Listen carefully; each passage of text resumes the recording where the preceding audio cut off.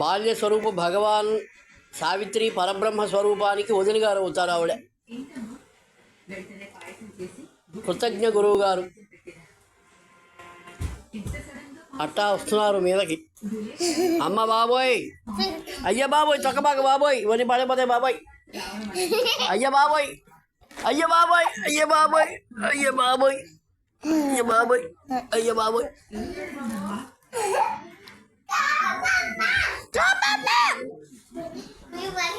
నీ పని చెప్తానే ఉండు.